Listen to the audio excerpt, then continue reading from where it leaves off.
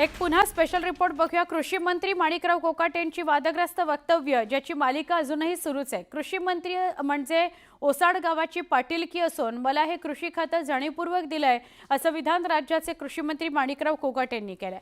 माणिकराव कोकाटेंच्या या वक्तव्यामुळे वादाला तोंड फुटण्याची चिन्ह आहेत। विरोधकांनी यावरून माणिकराव कोकाटेंवर टीकेची झोड उठवली आहे।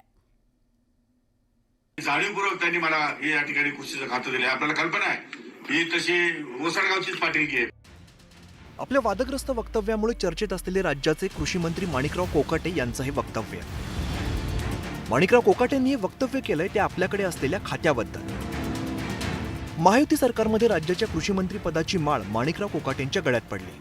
मात्र माणिकराव कोकाटेंना हे खातं काही रुचलेलं नाही का असा प्रश्न पडावा असं वक्तव्य माणिकराव कोकाटेंनी केलंय। जाणीवपूर्वक त्यांनी मला हे या ठिकाणी कृषीचं खातं दिले। आपल्याला कल्पना आहे ही तशी ओसाडगावचीच पाटीलकी आहे, पण कसं असलं तरी सुद्धा त्यामध्ये सुद्धा चांगलं काम करता येऊ शकतं। हा पण एक आपल्याला हे पण एक उदाहरण आपल्याला महाराष्ट्रामध्ये द्यायचंय।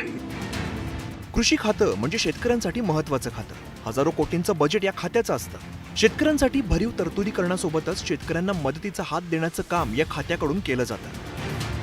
मात्र याच खात्याला ओसाड गावची पाटीलकी आहे असं म्हणणं कितपत योग्य आहे असा सवाल करत विरोधकांनी माणिकराव कोकाटेंवरती टीकेच्या फैरी झाडल्या, तर सत्ताधाऱ्यांनी त्यांना सल्ल्यांचे डोस पाजले।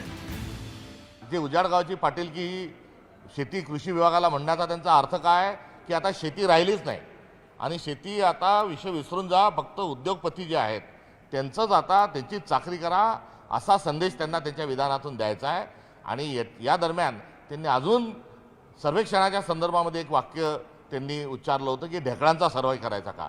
तर आता हे कृषी मंत्री नाही तर हे ढेकळ्या मंत्री आहेत। समाजाला वाईट वाटेल असे कुठलेही अपशब्द किंवा असा वाक्यप्रचार होऊ नये आपल्या मंत्रिमंडळाच्या कुठल्याही मंत्र्याकडनं, जेणेकरून समाज मन दुखेल, जेणेकरून शेतकऱ्याच्या जखमेवरचं मीठ चोळलं जाईल किंवा समाजाला वाईट वाटेल असं कुठलंही वर्तन मंत्र्याकडनं अपेक्षित नाही। माणिकराव कोकाटे वक्तव्य करतात आणि त्यातून वाद निर्माण होतो, हे काही पहिल्यांदा घडलेलं नाहीये। अवकाळीच्या पाहणी दौऱ्यात त्यांनी नुकसानग्रस्त शेतकऱ्यांच्या जखमेवरती मीठ चोळलं होतं।